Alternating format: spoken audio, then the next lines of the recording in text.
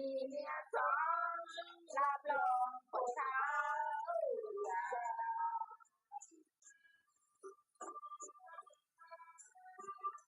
ว่าแต่คอยนั่งไม่ได้ขนาดเงินเด้อ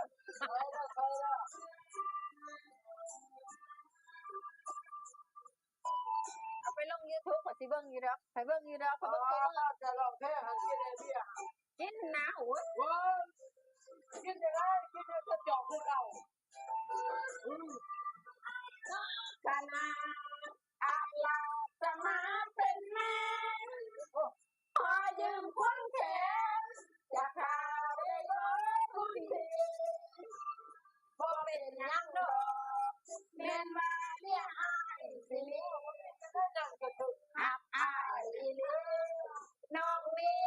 ขอเป็นโลเมียมาก็จังกระตุกเมียมาก็จังกระตุกข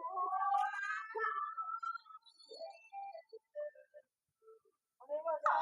มาเป็นผู้บ่าวได้บ่เมียอายมาขอน้องกอดที่ขอไม่ต้องรอ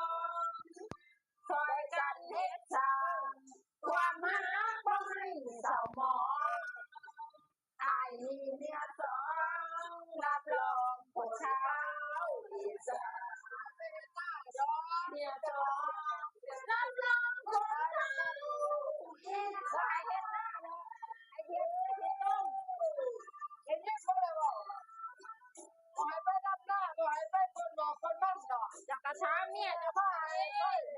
ใกล้นั่นเสียบชีเสียบเป็นอยากกระช้าเลยจอยมึงสิเอ้ยโอ้ยก็ยอมแล้ว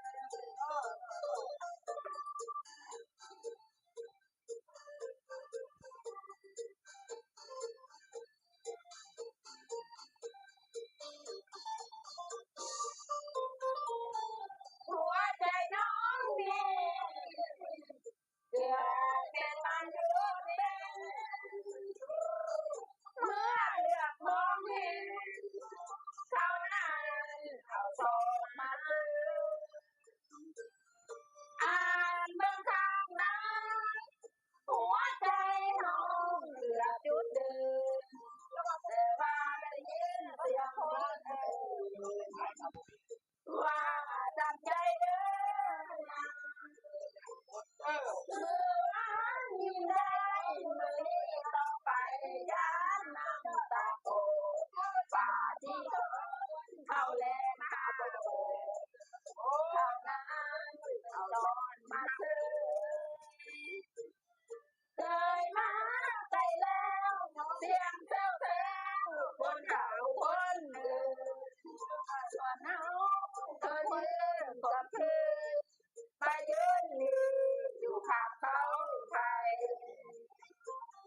เสียงดังบ้านบนตุ้งสีอักษรเปิดเพลงถึงแล้ว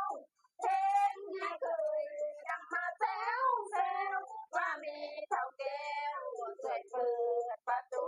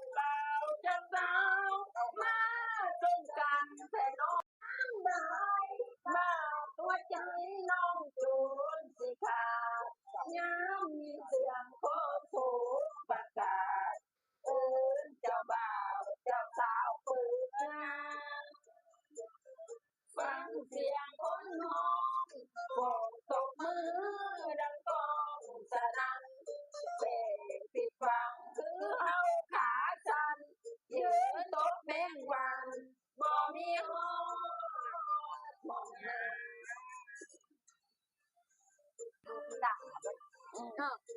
งามเนาะงามคือแม่อะไรจังแบบตาดำกับคมครบแต่ว่าขออภัยเรีย